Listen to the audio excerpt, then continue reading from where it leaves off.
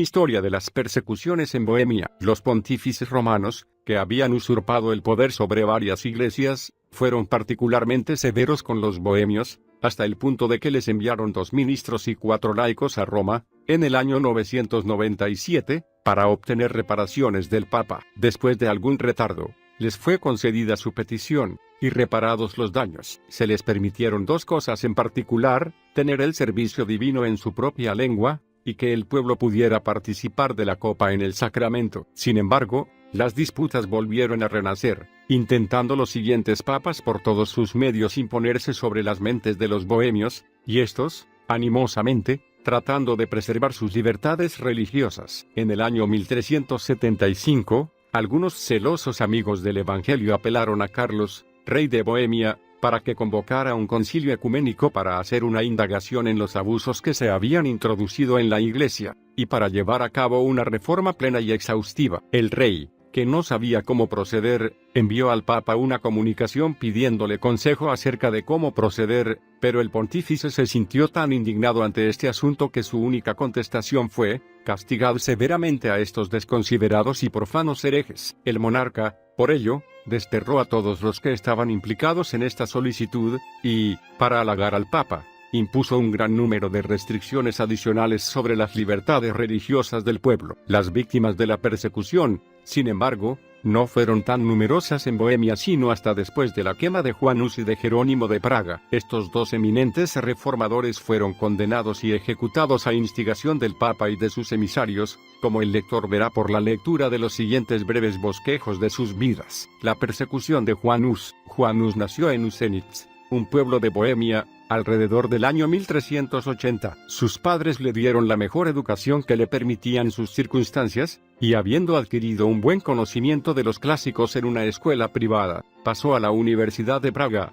donde pronto dio pruebas de su capacidad intelectual, y donde se destacó por su diligencia y aplicación al estudio. En 1398, Hus alcanzó el grado de bachiller en divinidad, y después fue sucesivamente elegido pastor de la iglesia de Belén, en Praga, y decano y rector de la universidad. En estas posiciones cumplió sus deberes con gran fidelidad, y al final se destacó de tal manera por su predicación, que se conformaba a las doctrinas de Wycliffe, que no era probable que pudiera escapar a la atención del Papa y de sus partidarios, contra los que predicaba con no poca aspereza. El reformista inglés Wycliffe había encendido de tal manera la luz de la Reforma, que comenzó a iluminar los rincones más tenebrosos del papado y de la ignorancia. Sus doctrinas se esparcieron por Bohemia, y fueron bien recibidas por muchas personas, pero por nadie tan en particular como por Juan Hus y su celoso amigo y compañero de martirio, Jerónimo de Praga. El arzobispo de Praga, al ver que los reformistas aumentaban a diario,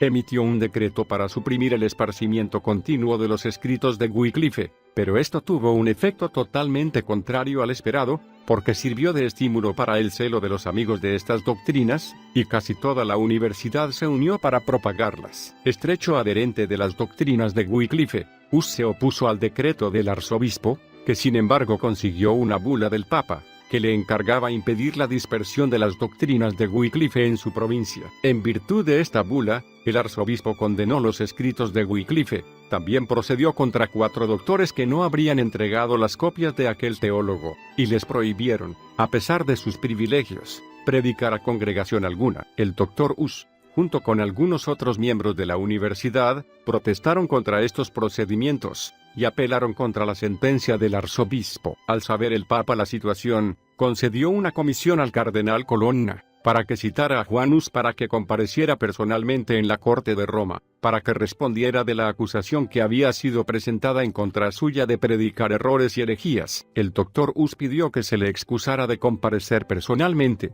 y era tan favorecido en Bohemia que el rey Wenceslao, la reina, la nobleza y la universidad le pidieron al Papa que dispensaran su comparecencia, también que no dejara que el reino de Bohemia estuviera bajo acusación de herejía, sino que se les permitiera predicar el Evangelio con libertad en sus lugares de culto. 3 procuradores comparecieron ante el cardenal Colonna en representación del doctor Hus, trataron de excusar su ausencia, y dijeron que estaban dispuestos a responder en su lugar, pero el cardenal declaró contumaz a Hus, y por ello lo excomulgó. Los procuradores apelaron al Papa, y designaron a 4 cardenales para que examinaran el proceso. Estos comisionados confirmaron la sentencia, y extendieron la excomunión no solo a Hus sino también a todos sus amigos y seguidores. Hus apeló contra esta sentencia a un futuro concilio, pero sin éxito, y a pesar de la severidad del decreto y de la consiguiente expulsión de su iglesia en Praga, se retiró a Husenitz, su pueblo natal, donde siguió propagando su nueva doctrina, tanto desde el púlpito como con su pluma. Las cartas que escribió en este tiempo fueron muy numerosas, y recopiló un tratado en el que mantenía que no se podía prohibir de manera absoluta la lectura de los libros de los reformistas. Escribió en defensa del libro de Wycliffe acerca de la Trinidad, y se manifestó abiertamente en contra de los vicios del Papa, de los cardenales y del clero de aquellos tiempos corrompidos. Escribió asimismo muchos otros libros, todos los cuales redactó con una fuerza argumental que facilitaba enormemente la difusión de sus doctrinas. En el mes de noviembre de 1414 se convocó un concilio general en Constanza, Alemania, con el único propósito, como se pretendía, de decidir entre una disputa que estaba entonces pendiente entre 3 personas que contendían por el papado, pero su verdadero motivo era aplastar el avance de la reforma. Juan Hus fue llamado a comparecer delante de ese concilio. Para alentarle, el emperador le envió un salvoconducto. Las cortesías e incluso la reverencia con que Hus se encontró por el camino eran inimaginables. Por las calles que pasaba, e incluso por las carreteras, se apiñaba la gente a las que el respeto, más que la curiosidad, llevaba allí. Fue llevado a la ciudad en medio de grandes aclamaciones, y se puede decir que pasó por Alemania en triunfo. No podía dejar de expresar su sorpresa ante el trato que se le dispensaba. Pensaba yo, dijo, que era un proscrito. Ahora veo que mis peores enemigos están en Bohemia. Tan pronto como Hus llegó a Constanza, tomó un alojamiento en una parte alejada de la ciudad. Poco después de su llegada, vino un tal Stefan Paletz, que había sido contratado por el clero de Praga para presentar las acusaciones en su contra. A Paletz se unió posteriormente Miguel de Casis, de parte de la corte de Roma. Estos 2 se declararon sus acusadores, y redactaron un conjunto de artículos contra él, que presentaron al Papa y a los prelados del concilio. Cuando se supo que estaba en la ciudad, fue arrestado inmediatamente, y constituido prisionero en una cámara en el palacio. Esta violación de la ley común y de la justicia fue observada en particular por uno de los amigos de Hus, que aducía el salvoconducto imperial.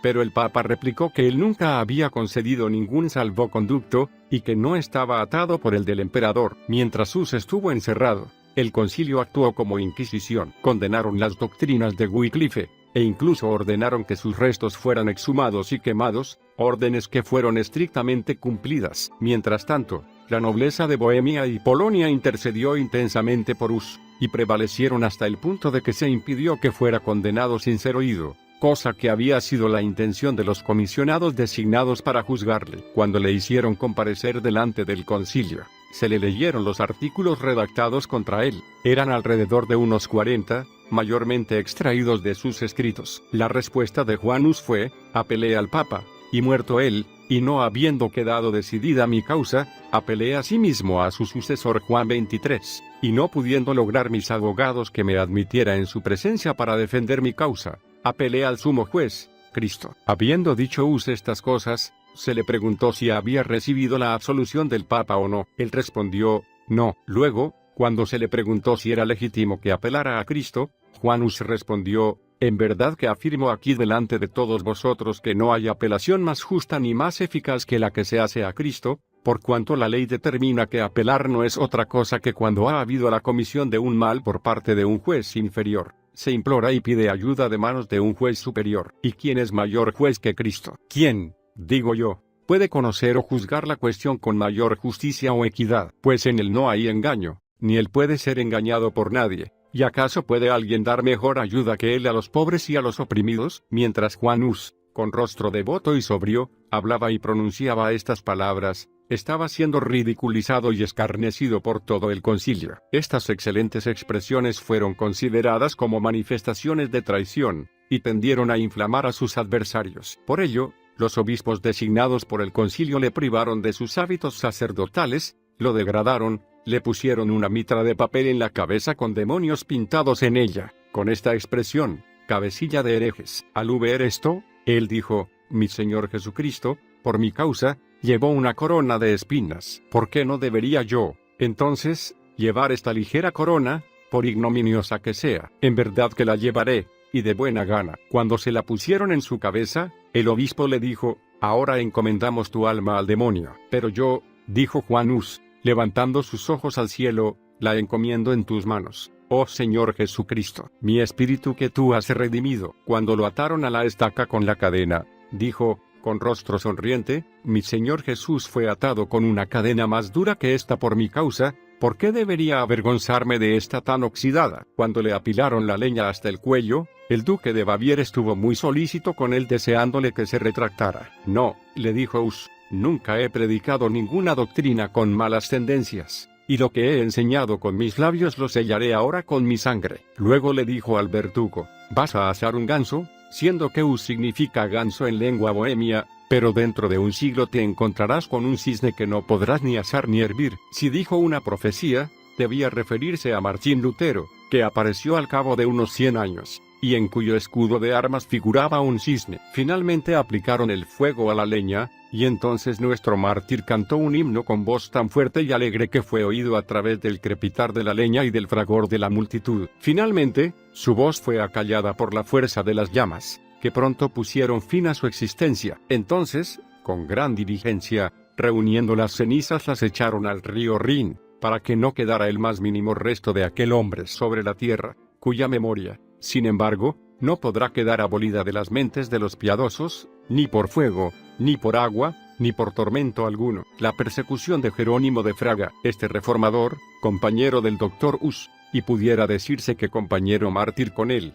había nacido en Praga, y se educó en aquella universidad, donde se distinguió por sus enormes capacidades y erudición. Visitó asimismo varios otros eruditos seminarios en Europa, particularmente las universidades de París, Heidelberg, Colonia y Oxford. En este último lugar se familiarizó con las obras de Wycliffe, y, siendo persona de una gran capacidad de trabajo, tradujo muchas de ellas a su lengua nativa, habiendo llegado a ser un gran conocedor de la lengua inglesa. Tras arduos estudios, al volver a Praga, se manifestó abiertamente como favorecedor de Wycliffe, y al ver que sus doctrinas habían hecho gran progreso en Bohemia, y que Hus era su principal valedor, vino en su ayuda en la gran obra de la Reforma. El 4 de abril de 1415 llegó Jerónimo a Constanza, unos 3 meses antes de la muerte de Hus. Entró en privado en la ciudad, y consultando con algunos de los líderes de su partido, a los que encontró allí, quedó fácilmente convencido de que no podría ser de ayuda alguna para sus amigos. Al saber que su llegada a Constanza había llegado a ser conocida públicamente, y que el concilio tenía la intención de apresarlo, consideró que lo más prudente era retirarse. Así, al siguiente día se fue a Iberling, una ciudad imperial a 1 milla de Constanza. Desde este lugar escribió al emperador, manifestándole su buena disposición a comparecer delante del concilio si se le concedía un salvoconducto, pero le fue rehusado. Entonces mandó una solicitud al concilio, y recibió una respuesta no menos desfavorable que la del emperador. Después de esto, emprendió el regreso a Bohemia. Tuvo la precaución de llevar consigo un certificado, firmado por varios de los nobles bohemios, que entonces estaban en Constanza, que daba testimonio de que había empleado todos los medios prudentes en su mano por conseguir una audiencia. Jerónimo, sin embargo, no iba a escapar. Fue apresado en Hirsau por un oficial del duque de Sulzbach, que, aunque careciendo de autorización para actuar en este sentido, no tenía duda alguna de que el concilio le agradecería un servicio tan aceptable. El duque de Sulzbach, con Jerónimo ahora en su poder, escribió al concilio pidiendo instrucciones acerca de cómo proceder. El concilio, tras expresar su agradecimiento al duque, le pidieron que enviara al preso de inmediato a Constanza. El elector palatino se encontró con él en el camino, y lo llevó de vuelta a la ciudad, cabalgando él en un corcel, con un numeroso cortejo, que llevaban a Jerónimo encadenado con una larga cadena. En cuanto llegaron, Jerónimo fue echado en una inmunda mazmorra. Jerónimo fue luego tratado de una manera muy semejante a como lo había sido Hus, solo que sufrió un confinamiento mucho más prolongado, y pasó de una a otra cárcel. Al final, hecho comparecer ante el concilio, deseó defender su causa y exculparse. Siéndole negado esto, prorrumpió en las siguientes palabras: «¿Qué barbaridad es esta? Durante 340 días he estado encerrado en varias prisiones. No hay miseria ni carencia que no haya experimentado. A mis enemigos les habéis permitido toda la facilidad para acusar. A mí me negáis la más mínima oportunidad para defenderme. Ni una hora me permitiréis para prepararme para mi juicio. Os habéis tragado las más negras calumnias contra mí. Me habéis presentado como hereje, sin conocer mi doctrina, como enemigo de la fe, antes de saber qué fe profeso, como perseguidor de sacerdotes antes de tener una oportunidad de saber cuáles son mis pensamientos acerca de esto. Sois un concilio general, en vosotros se centra todo lo que este mundo puede comunicar de seriedad, sabiduría y santidad, pero con todo solo sois hombres. Y los hombres pueden ser atraídos por las apariencias. Cuanto más elevado sea vuestro carácter para sabiduría, tanto más cuidado deberías tomar de que no se desviara a insensatez. La causa que ahora alego no es mi propia causa, es la causa de todos los hombres, es la causa de los cristianos, es una causa que afectará a los derechos de la posteridad, según lo que hagáis con mi persona». Este discurso no ejerció el más mínimo efecto. Jerónimo fue obligado a escuchar la lectura de la acusación, que se reducía a los siguientes encabezamientos: 1. Que era un ridiculizador de la dignidad papal. 2. Un opositor del Papa. 3. Enemigo de los cardenales. 4. Perseguidor de los prelados. 5. Aborrecedor de la religión cristiana. El juicio de Jerónimo tuvo lugar al tercer día de su acusación, y se interrogó a testigos en apoyo de la acusación. El prisionero estaba dispuesto para su defensa, lo que parece casi increíble, cuando consideramos que había estado 340 días encerrado en una inmunda prisión, privado de la luz del día, y casi muerto de hambre por carencia de las cosas más necesarias. Pero su espíritu se elevó por encima de estas desventajas bajo las que hombres con menos temples se habrían hundido, y no se privó de citar a los padres y a los autores antiguos, como si hubiera estado dotado de la mejor biblioteca. Los más fanáticos de la asamblea no deseaban que se le oyera, porque sabía el efecto que puede tener la elocuencia en las mentes de las personas más llenas de prejuicios. Al final, la mayoría prevaleció de que se le debía dar libertad para hablar en su propia defensa. Esta defensa la inició con una elocuencia tan conmovedora y sublime que se vio cómo se fundían los corazones más llenos de celo y encallecidos, y cómo las mentes supersticiosas parecían admitir un rayo de convicción. Estableció una admirable distinción entre la evidencia que reposaba sobre los hechos, y la sustentada por la malicia y la calumnia. Expuso ante la asamblea todo el tenor de su vida y conducta. Observó que los más grandes y santos de los hombres habían sido observados difiriendo en cuestiones puntuales y especulativas, con vistas a distinguir la verdad, no a mantenerla oculta. Expresó un noble menosprecio de todos sus enemigos, que le habrían inducido a retractarse de la causa de la virtud y de la verdad. Entró en un alto encomio de Deus, y se manifestó dispuesto a seguirle en el glorioso camino del martirio. Luego tocó las doctrinas más defendibles de Wycliffe, y concluyó observando que estaba lejos de su intención avanzar nada en contra del estado de la Iglesia de Dios, que solo se quejaba de los abusos del clero, que no podía dejar de decir que era ciertamente cosa impía que el patrimonio de la Iglesia, que originalmente había estado designado para la caridad y la benevolencia universal, se prostituyera para la soberbia de los ojos, en festejos, vestimentas estrafalarias, y otros vituperios para el nombre y la profesión del cristianismo. Terminado el juicio, Jerónimo recibió la misma sentencia que había sido ejecutada contra su compatriota mártir. En consecuencia de esto fue, según el estilo del engaño papista, entregado al brazo secular, pero como era laico, no podía pasar por la ceremonia de degradación. Le habían preparado una coroza de papel pintada con demonios rojos. Cuando la tuvo puesta sobre su cabeza, exclamó: «Nuestro Señor Jesucristo, cuando sufrió la muerte por mí, un pecador de lo más miserable, llevó sobre su cabeza una corona de espinas. Por amor a él llevaré yo esta corona». Se le permitieron 2 días, con la esperanza de que se retractara. Durante este tiempo el cardenal de Florencia empleó todos sus esfuerzos a tratar de ganárselo, pero todo esto resultó ineficaz. Jerónimo estaba resuelto a sellar la doctrina con su sangre, y sufrió la muerte con la más distinguida magnanimidad. Al ir al lugar de la ejecución cantó varios himnos, y al llegar al lugar, que era el mismo en el que Hus había sido quemado, se arrodilló y oró fervientemente. Abrazó la estaca con gran ánimo, y cuando fueron por detrás de él a prender la leña, les dijo: «Venid aquí, y prended el fuego delante de mi cara». Si le hubiera temido a las llamas, no habría venido a este lugar. Al prenderse el fuego, cantó un himno, pero pronto se vio interrumpido por las llamas, y las últimas palabras que se le oyeron fueron estas: a ti, oh Cristo, te ofrezco esta alma en llamas. El elegante Poge, un erudito caballero de Florencia, secretario de 2 papas, y católico celoso pero liberal, dio en una carta a Leonard Darotin un amplio testimonio de las extraordinarias cualidades y virtudes de Jerónimo, a quien describe de manera enfática como un hombre prodigioso. La persecución de Cisca. El verdadero nombre de este celoso siervo de Cristo era Juan de Troxonou. El nombre de Cisca es una palabra bohemia, que significa tuerto, por cuanto había perdido un ojo. Era natural de Bohemia, de una buena familia, y dejó la corte de Wenceslao para entrar al servicio del rey de Polonia contra los caballeros teutones. Habiendo obtenido un título honorífico y una bolsa de ducados por su valor,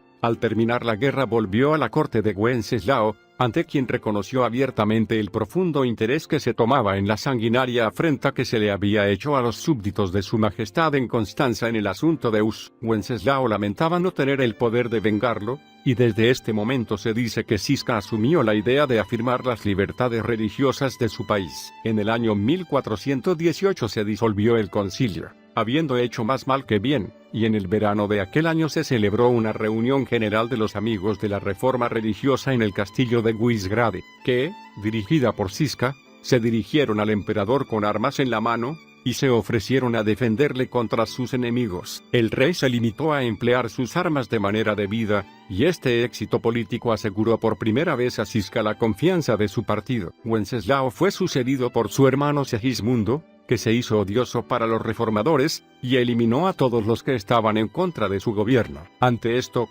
Cisca y sus amigos de inmediato recurrieron a las armas, declararon la guerra al emperador y al papa, y pusieron sitio a Pilsen con 40.000 hombres. Pronto se hicieron dueños de la fortaleza, y en un breve tiempo se sometió toda la parte sudoeste de Bohemia, lo que acreció mucho al ejército de los reformadores. Habiendo tomado estos el paso del Moldau, después de un severo conflicto de 5 días y 5 noches, el emperador se alarmó, y retiró sus tropas de la frontera turca, para dirigirlas a Bohemia. Se detuvo en Moen, Moravia, y envió despachos para un tratado de paz, en preparación del cual Cisca entregó Pilsen y todas las fortalezas que había tomado. Segismundo actuó de manera que verdaderamente mostraba que actuaba en base de la doctrina romanista de que no se debía guardar la palabra dada a los herejes, y al tratar con severidad a algunos de los autores de las últimas perturbaciones sonó la alarma de un confín al otro de Bohemia. Cisca tomó el castillo de Praga con el poder del dinero, y el 19 de agosto de 1420 derrotó el pequeño ejército que el emperador había movilizado rápidamente para oponerse a él. A continuación tomó Ausea por asalto, destruyendo la ciudad con una brutalidad que deshonró la causa por la que luchaba. Al acercarse el invierno, Cisca fortificó su campamento en un monte fuerte alrededor de 40 millas de Praga, que llamó el Monte Tabor, desde donde sorprendió a medianoche a un cuerpo de caballería, haciendo 1000 prisioneros. Poco después, el emperador se hizo con la fortaleza de Praga por los mismos medios que Cisca antes. Pronto fue asediado por este último, y el hambre comenzó a amenazar al emperador, que vio la necesidad de una retirada. Decidido a hacer un desesperado esfuerzo, Segismundo atacó el campo fortificado de Cisca en el monte Tabor, e hizo una gran degollina. Cayeron también muchas otras fortalezas, y Cisca se retiró a un monte agreste, que fortificó mucho, y desde donde hostigó tanto al emperador en sus ataques contra la ciudad de Praga que vio que o bien debía abandonar el sitio, o bien derrotar a su enemigo. El marqués de Misnia fue enviado para llevar esto último a cabo con un gran cuerpo de tropas, pero este acontecimiento fue fatal para los imperialistas.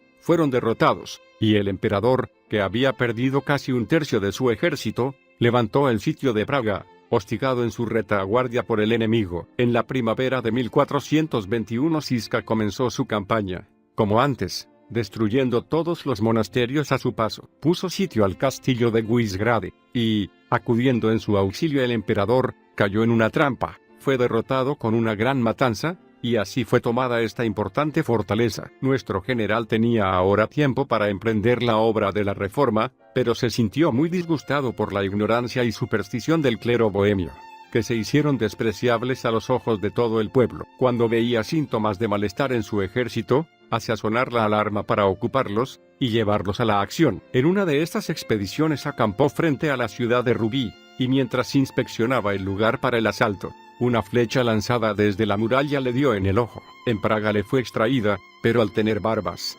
desgarró el ojo. Siguió una fiebre, y a duras penas salvó la vida. Ahora quedó totalmente ciego, pero deseoso todavía de ayudar al ejército. El emperador, que había llamado a los estados del imperio en su ayuda, resolvió, con su ayuda, atacar a Žižka en el invierno, pero muchas de sus tropas se fueron hasta la vuelta de la primavera. Los príncipes confederados emprendieron el sitio de Soissín, pero con la sola aproximación del general bohemio, se retiraron. Sin embargo, Segismundo avanzó con su formidable ejército, consistente en 15.000 efectivos de caballería húngara y 25.000 infantes, bien equipados para una campaña de invierno. Este ejército sembró el terror por todo el este de Bohemia. Ahí donde marchara Segismundo, los magistrados de las ciudades ponían las llaves a sus pies, y eran tratados con dureza o con favor según sus méritos en su causa. Sin embargo, Žižka, con marchas forzadas, se aproximó a él, y el emperador resolvió probar fortuna una vez más contra aquel invencible general. El 13 de enero de 1422, los dos ejércitos se encontraron en la espaciosa llanura cerca de Kremnitz. Žižka apareció al centro de su línea frontal,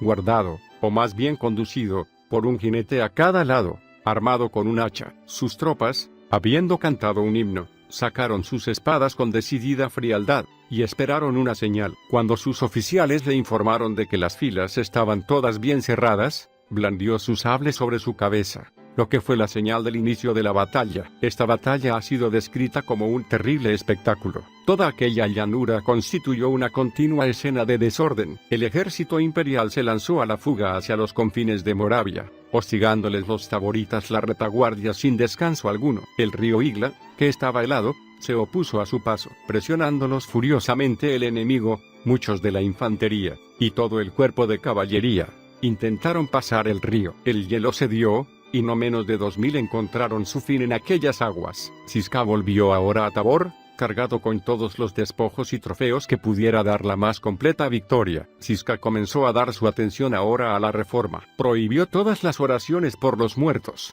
las imágenes, las vestiduras sacerdotales, los ayunos, y las fiestas religiosas. Los sacerdotes debían ser escogidos por sus méritos, y nadie debía ser perseguido por sus opiniones religiosas. En todo, Žižka consultó a las mentes liberales, y no hizo nada sin un consenso general. Tuvo lugar ahora en Praga un alarmante desacuerdo entre los magistrados calixtanos, o receptores del sacramento en ambas especies, y los taboritas, 9 de cuyos jefes fueron arrestados en privado y ejecutados. La plebe, enfurecida, dio muerte a los magistrados, y la cuestión terminó sin más consecuencias. Habiendo quedado los calixtanos hundidos en el desprecio, se le pidió a Žižka que aceptara la corona de Bohemia, a lo que él rehusó noblemente, y se dedicó a prepararse para su nueva campaña. Segismundo resolvió emprender su último esfuerzo. Mientras el marqués de Misnia penetraba en la Alta Sajonia, el emperador se propuso entrar en Moravia, por la frontera de Hungría. Antes que el marqués tomara el campo,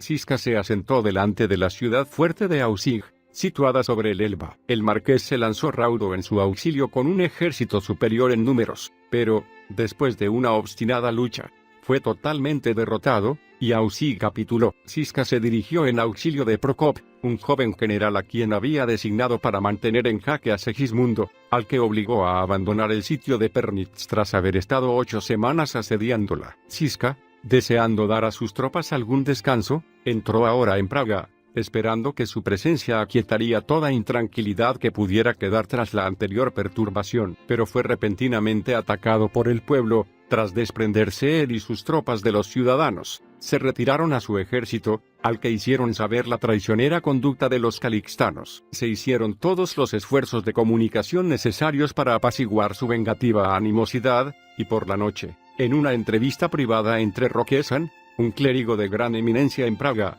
y Žižka, este se reconcilió con ellos, y las hostilidades que se fraguaban fueron anuladas. Mutuamente cansados de la guerra, Segismundo envió un mensaje a Žižka, pidiéndole que envainara la espada, y que propusiera sus condiciones, estableciéndose un lugar para las conferencias. Žižka, con sus principales oficiales, fue a encontrarse con el emperador. Obligado a pasar por una zona del país donde la peste estaba causando estragos, cayó atacado por ella en el castillo de Briscau, y partió de esta vida el 6 de octubre de 1424. Lo mismo que Moisés, murió a la vista de la consumación de su obra, y fue sepultado en la gran iglesia de Czasław, en Bohemia, donde hay un monumento levantado en su memoria, con esta inscripción: aquí yace Juan Cisca, que, habiendo defendido a este país contra las usurpaciones de la tiranía papal, descansa en este santo lugar, a pesar del Papa. Después de la muerte de Cisca, Procop fue derrotado, y cayó junto a las libertades de su país. Después de la muerte de Huss y de Jerónimo, el Papa,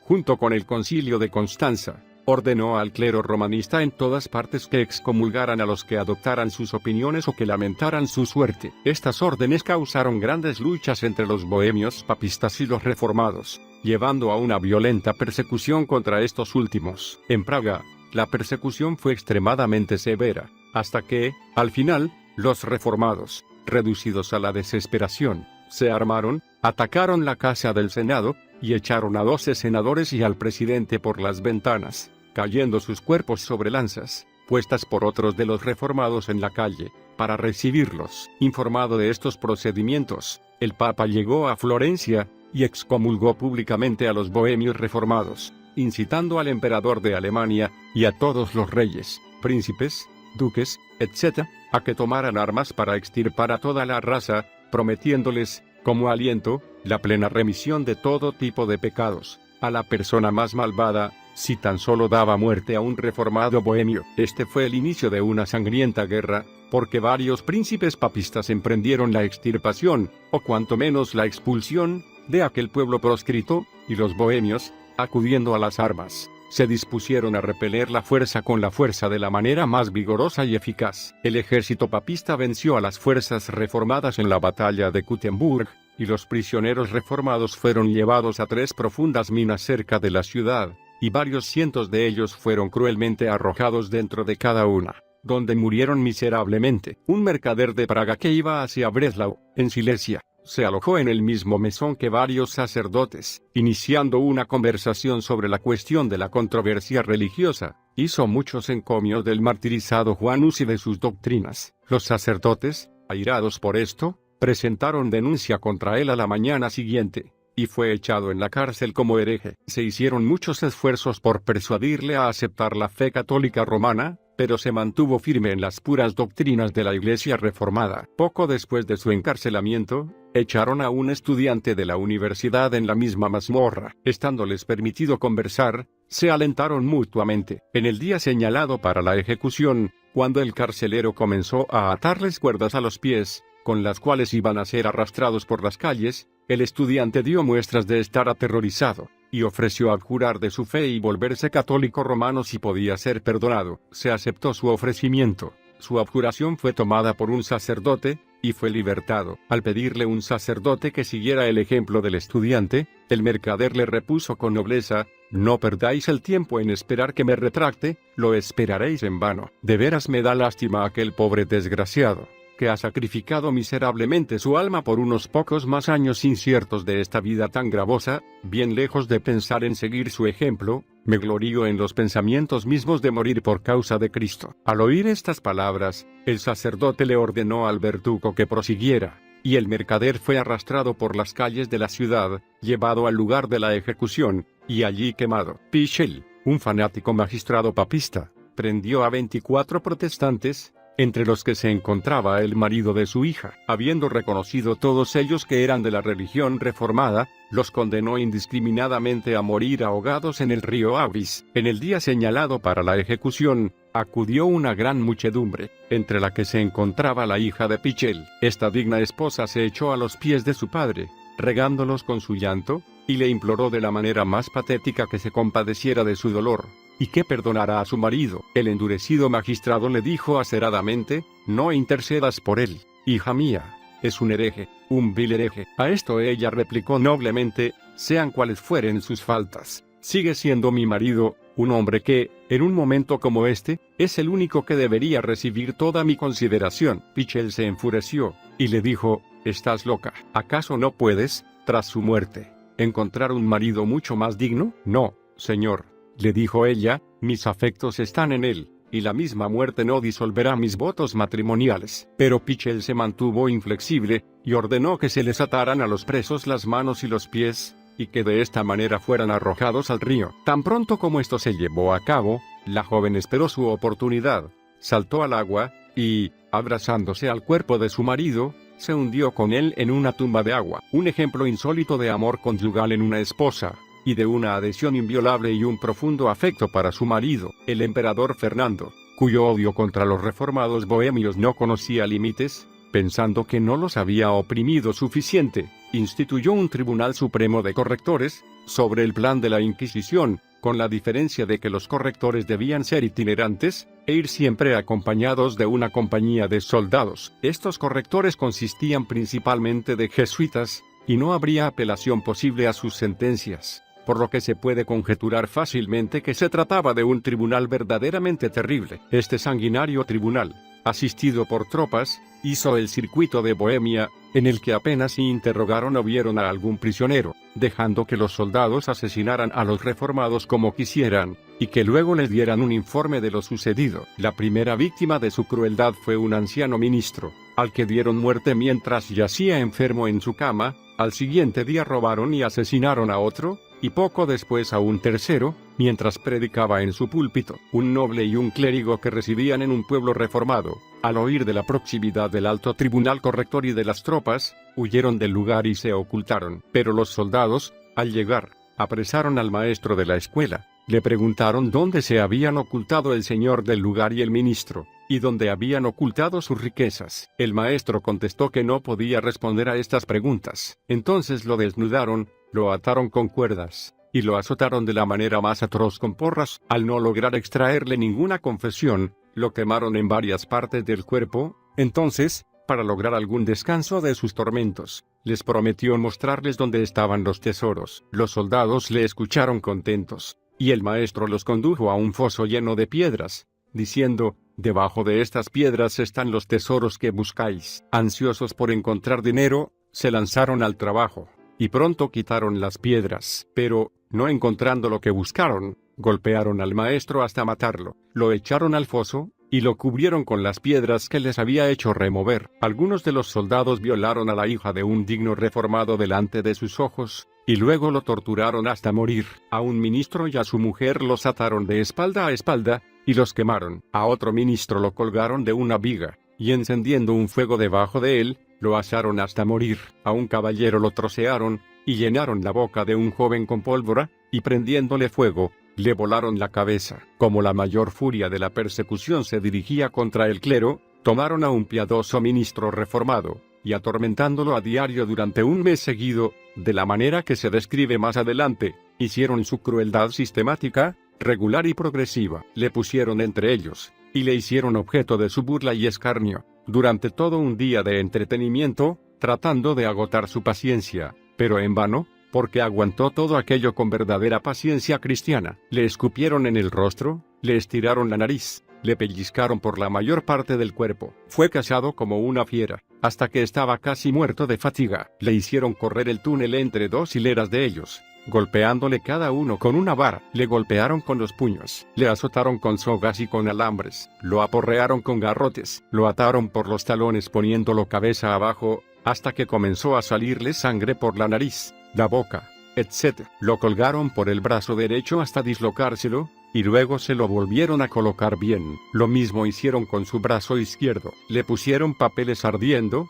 bañados en aceite, entre sus dedos de las manos y de los pies. Le arrancaron la carne con tenazas al rojo vivo. Lo pusieron en el potro. Le arrancaron las uñas de la mano derecha. Lo mismo hicieron con las de la mano izquierda. Le bastonearon los pies. Le rajaron la oreja derecha. Luego la izquierda. Luego le rajaron la nariz. Lo llevaron por toda la ciudad montado sobre un asno, dándole latigazos por el camino. Le hicieron varias incisiones en su carne. Le arrancaron las uñas de los dedos del pie derecho. Luego hicieron lo mismo con las de su pie izquierdo. Fue atado por los lomos y suspendido durante mucho tiempo. Le arrancaron los dientes del maxilar superior. Luego le hicieron lo mismo con los del inferior. Le echaron plomo hirviendo sobre los dedos de las manos. Luego le hicieron lo mismo con los de los pies. Le apretaron una soga sobre la frente de tal manera que le forzaron los ojos fuera de las órbitas. Durante todas estas horrendas crueldades se tomaron un cuidado particular en que sus heridas no se gangrenaran, y en no dañarle mortalmente hasta el último día, en el que el forzamiento de sus ojos fuera de sus órbitas resultó en su muerte. Fueron innumerables los otros asesinatos y depredaciones cometidos por aquellos implacables e insensibles brutos,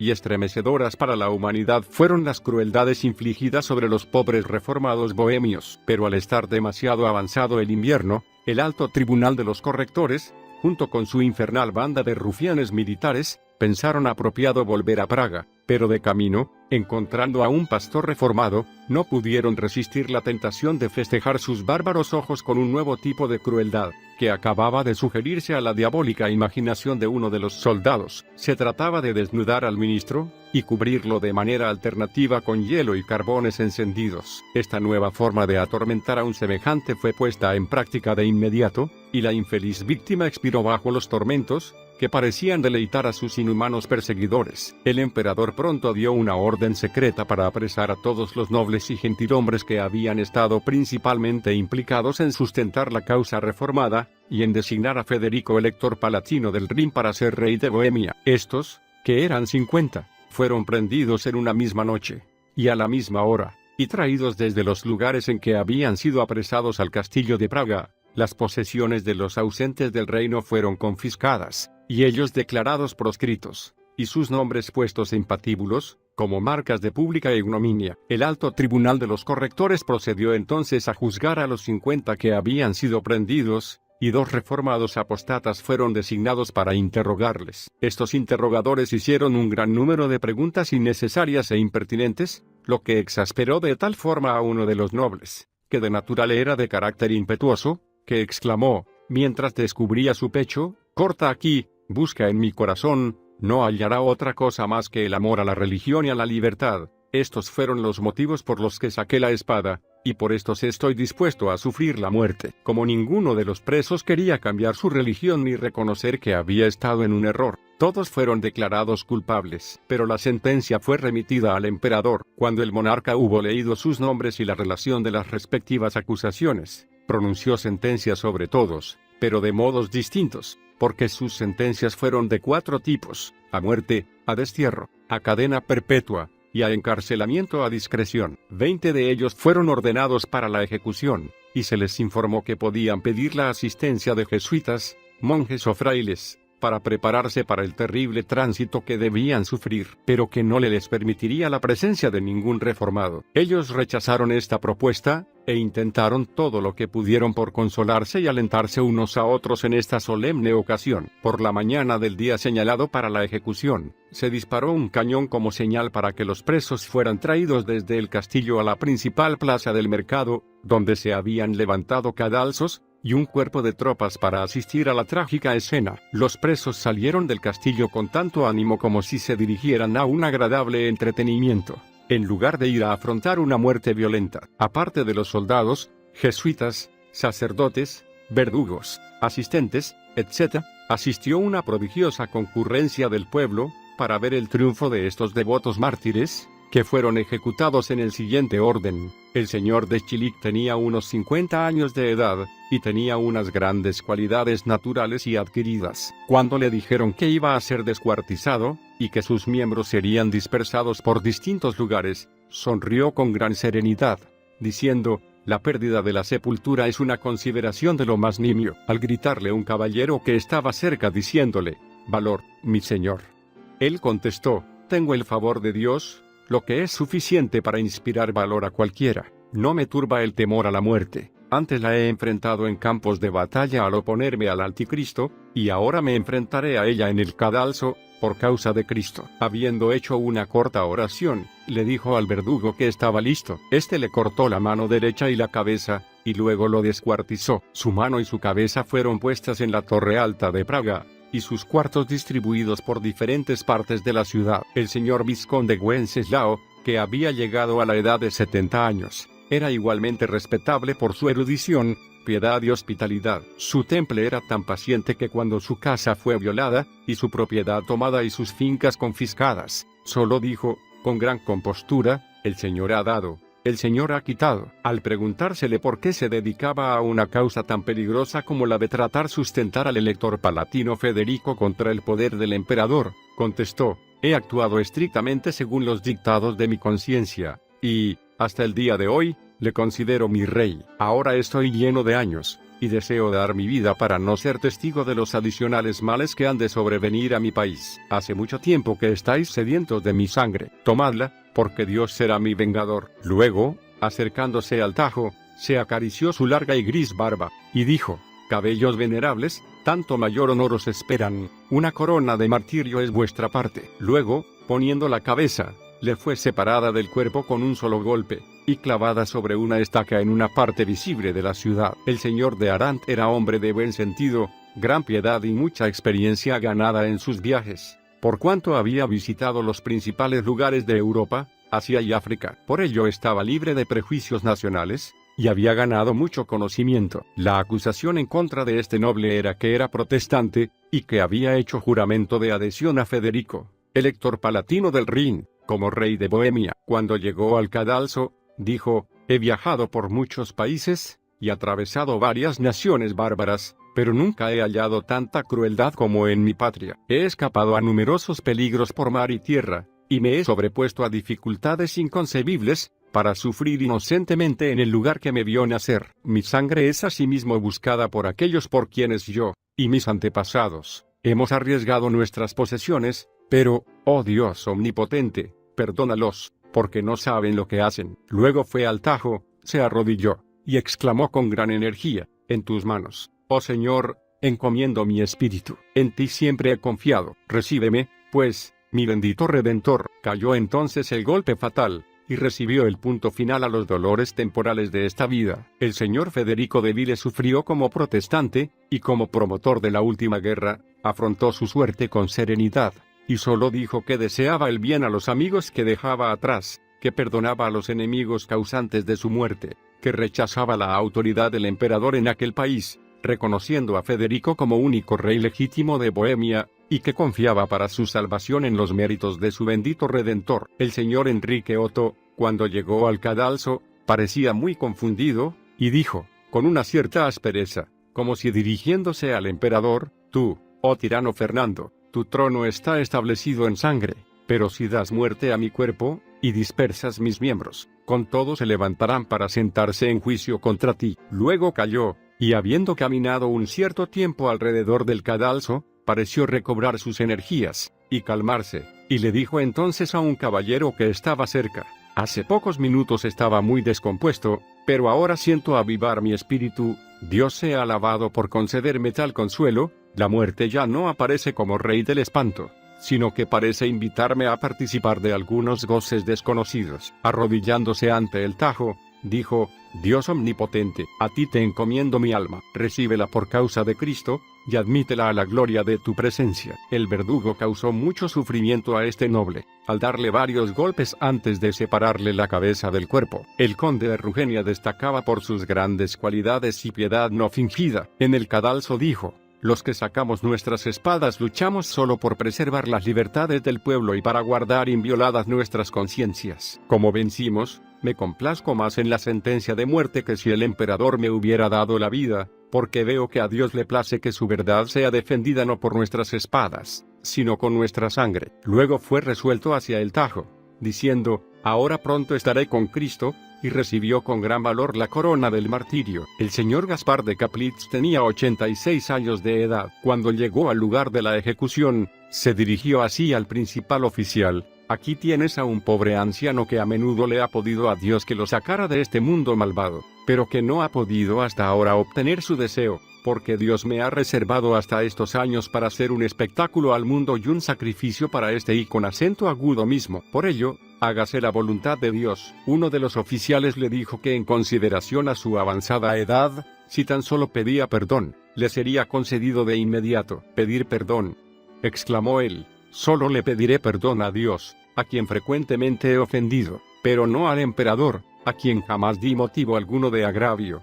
Si ahora pidiera perdón, se podría sospechar con justicia que he cometido algún crimen que mereciera esta condena. No, ya que muerto como inocente, y con una limpia conciencia, no me gustaría separarme de esta noble compañía de mártires. Dicho esto, puso animosamente su cuello sobre el tajo. Procopius Dorsecki dijo: en el cadalso, estamos ahora bajo condenación del emperador, pero a su tiempo él será juzgado, y nosotros compareceremos como testigos contra él. Luego, tomando una medalla de oro de su cuello, que había sido acuñada cuando Federico había sido coronado rey de Bohemia, la presentó a uno de los oficiales, diciéndole al mismo tiempo estas palabras: como hombre a punto de morir, pido que si jamás el rey Federico es restaurado al trono de Bohemia, que le deis esta medalla. Decidle que por su causa la llevé hasta la muerte, y que ahora pongo bien dispuesto mi vida por Dios y por mi rey. Luego animosamente puso la cabeza y se sometió al fatal golpe. Dionisio Servio había sido criado como católico romano,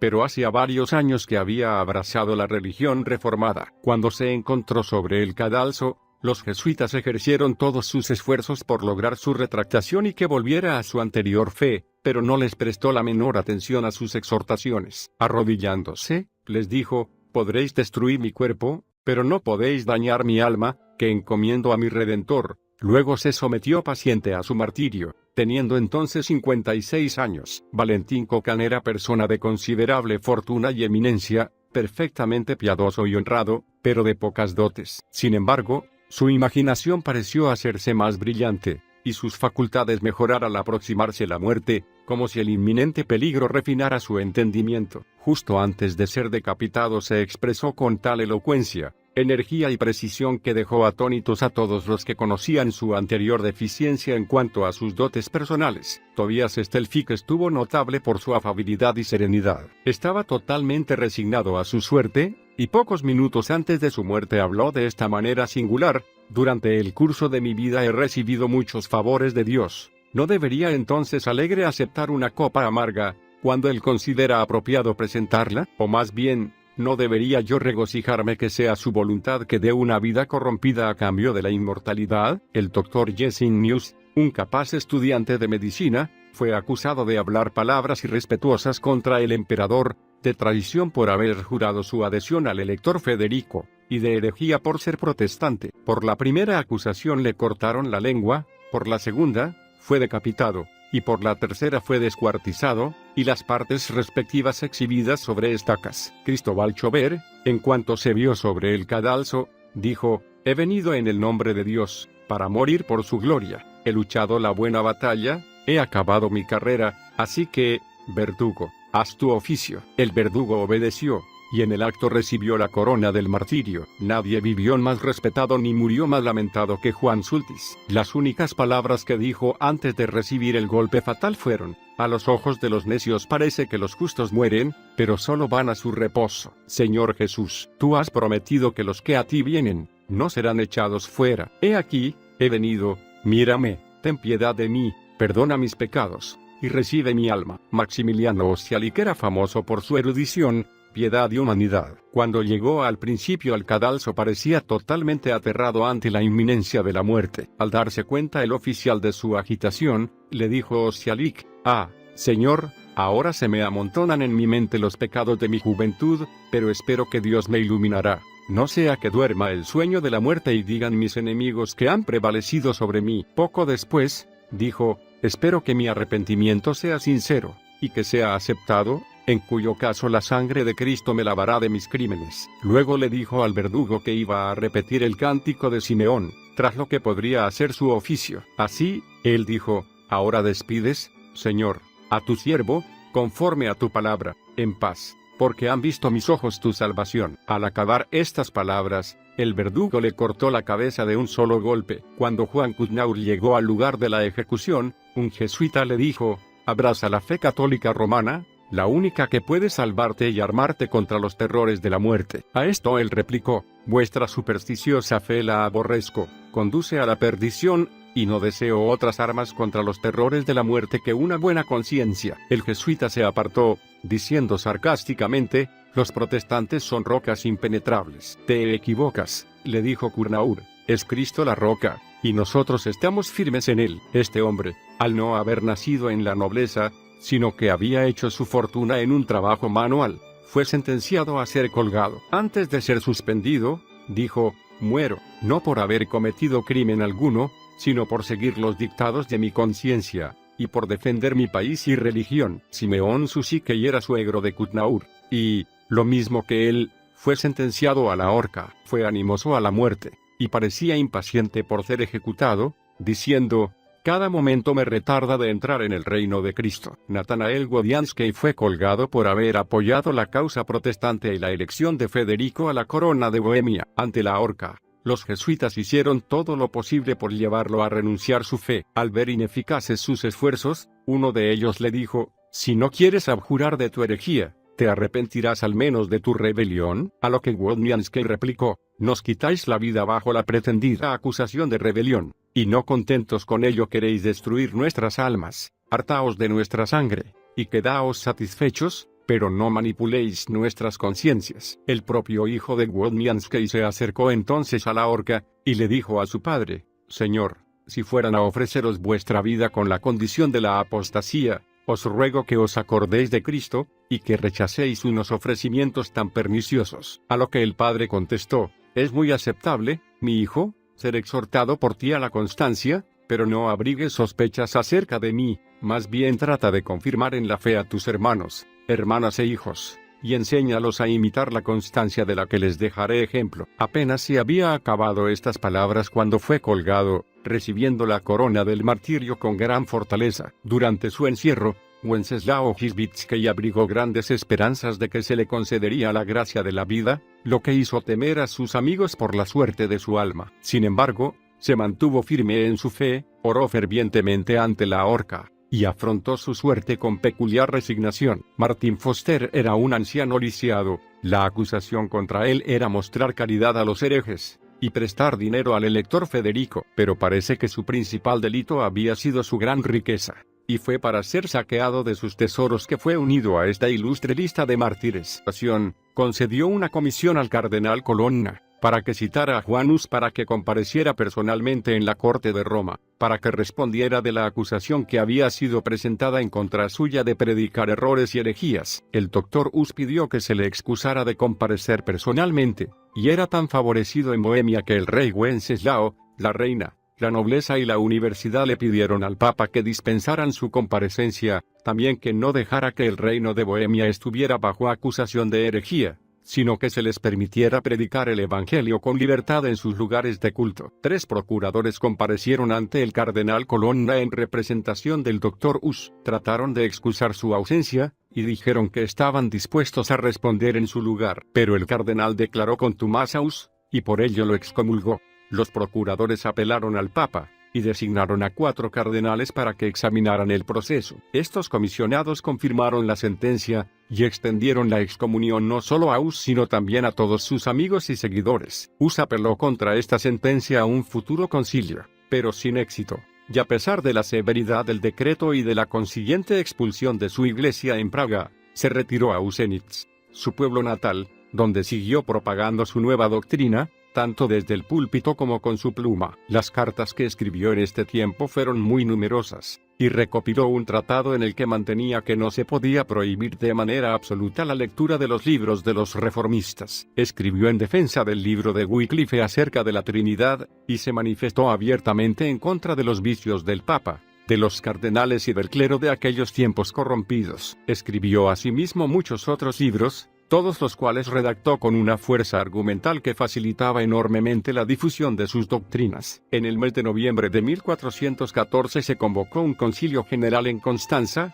Alemania, con el único propósito, como se pretendía, de decidir entre herencias, y habiendo adquirido un buen conocimiento de los clásicos en una escuela privada, pasó a la Universidad de Praga, donde pronto dio pruebas de su capacidad intelectual, y donde se destacó por su diligencia y aplicación al estudio. En 1398, Hus alcanzó el grado de bachiller en divinidad, y después fue sucesivamente elegido pastor de la iglesia de Belén, en Praga, y decano y rector de la universidad. En estas posiciones cumplió sus deberes con gran fidelidad, y al final se destacó de tal manera por su predicación, que se conformaba a las doctrinas de Wycliffe, que no era probable que pudiera escapar a la atención del Papa y de sus partidarios, contra los que predicaba con no poca aspereza. El reformista inglés Wycliffe había encendido de tal manera la luz de la Reforma, que comenzó a iluminar los rincones más tenebrosos del papado y de la ignorancia. Sus doctrinas se esparcieron por Bohemia, y fueron bien recibidas por muchas personas, pero por nadie tan en particular como por Juan Hus y su celoso amigo y compañero de martirio,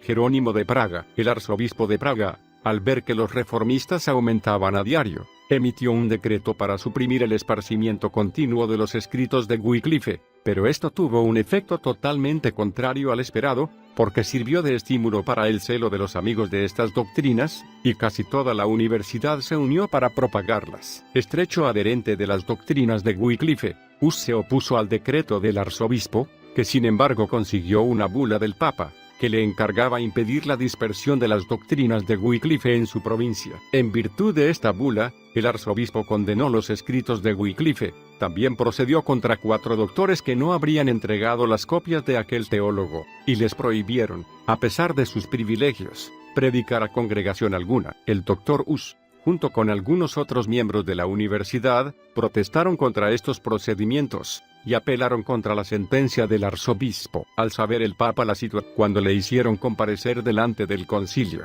se le leyeron los artículos redactados contra él. Eran alrededor de unos 40, mayormente extraídos de sus escritos. La respuesta de Juan Hus fue: apelé al Papa, y muerto él, y no habiendo quedado decidida mi causa, apelé asimismo a su sucesor Juan XXIII, y no pudiendo lograr mis abogados que me admitiera en su presencia para defender mi causa, apelé al sumo juez, Cristo. Habiendo dicho Hus estas cosas, se le preguntó si había recibido la absolución del Papa o no. Él respondió, no. Luego, cuando se le preguntó si era legítimo que apelara a Cristo, Juan Hus respondió, en verdad que afirmo aquí delante de todos vosotros que no hay apelación más justa ni más eficaz que la que se hace a Cristo, por cuanto la ley determina que apelar no es otra cosa que cuando ha habido la comisión de un mal por parte de un juez inferior, se implora y pide ayuda de manos de un juez superior. ¿Y quién es mayor juez que Cristo? ¿Quién, digo yo, puede conocer o juzgar la cuestión con mayor justicia o equidad? Pues en él no hay engaño, ni él puede ser engañado por nadie.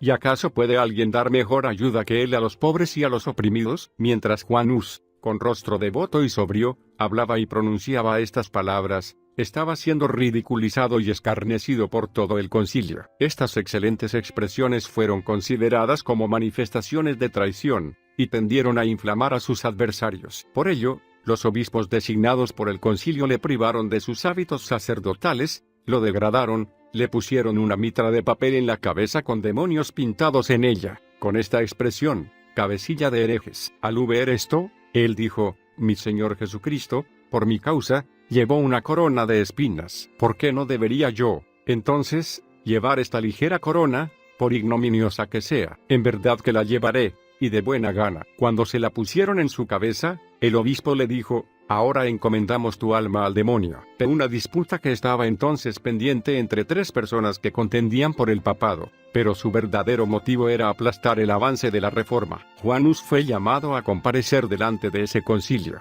Para alentarle, el emperador le envió un salvoconducto. Las cortesías e incluso la reverencia con que Hus se encontró por el camino eran inimaginables. Por las calles que pasaba, e incluso por las carreteras, se apiñaba la gente a las que el respeto, más que la curiosidad, llevaba allí. Fue llevado a la ciudad en medio de grandes aclamaciones, y se puede decir que pasó por Alemania en triunfo. No podía dejar de expresar su sorpresa ante el trato que se le dispensaba. Pensaba yo, dijo, que era un proscrito. Ahora veo que mis peores enemigos están en Bohemia. Tan pronto como Hus llegó a Constanza, tomó un alojamiento en una parte alejada de la ciudad. Poco después de su llegada, vino un tal Stephen Paletz, que había sido contratado por el clero de Praga para presentar las acusaciones en su contra. A Paletz se unió posteriormente Miguel de Casis, de parte de la corte de Roma. Estos 2 se declararon sus acusadores, y redactaron un conjunto de artículos contra él, que presentaron al Papa y a los prelados del concilio. Cuando se supo que estaba en la ciudad,